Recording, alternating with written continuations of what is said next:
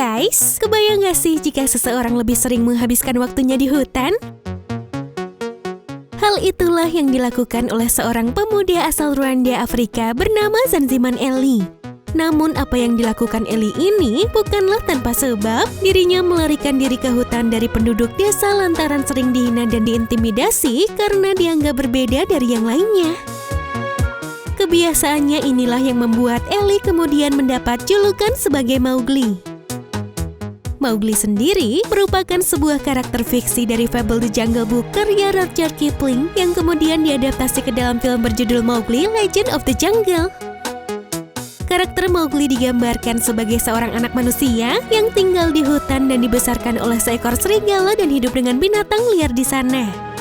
Bahkan Eli belajar untuk berjalan cepat dan memanjat ke pohon untuk menghindari penduduk desa yang mengejarnya dan membulinya.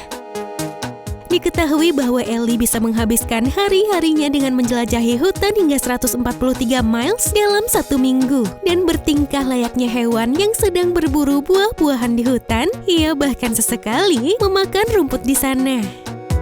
Kondisi Eli yang sulit berkomunikasi dengan teman dan tetangganya membuat Eli hampir tak pernah bersinggungan dengan manusia, apalagi berbicara dan makan seperti layaknya manusia.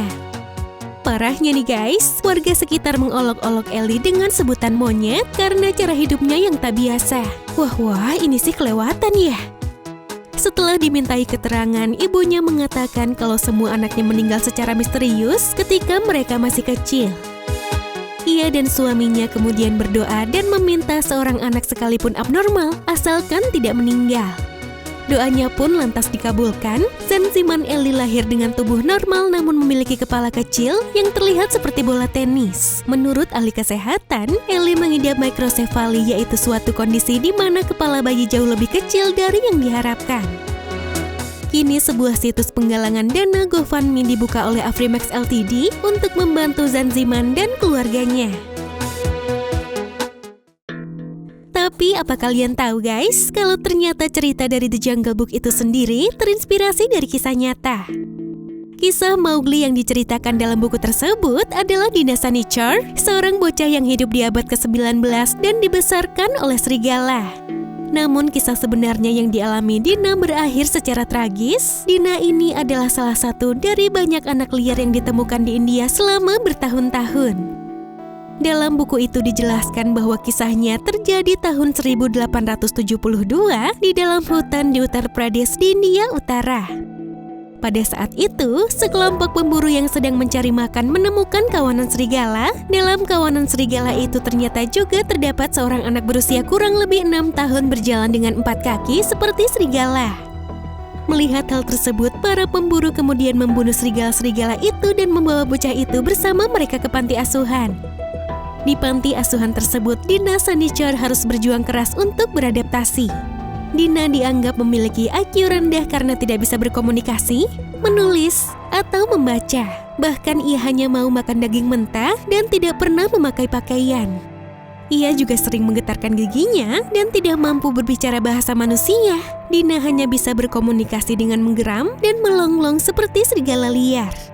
Uniknya, Dina memiliki satu teman di panti asuhan tersebut yang sama-sama tumbuh di alam liar dan dibesarkan oleh hewan. Kesamaan itulah yang membentuk koneksi di antara mereka. Meski 10 tahun hidup bersama manusia, Dina tidak memperlihatkan perkembangan yang signifikan. Satu dari sedikit kebiasaan manusia yang berhasil ditiru Dina Sanichar adalah merokok. Kebiasaannya inilah yang pada akhirnya disebut membuat Dina mengidap TBC atau tuberkulosis.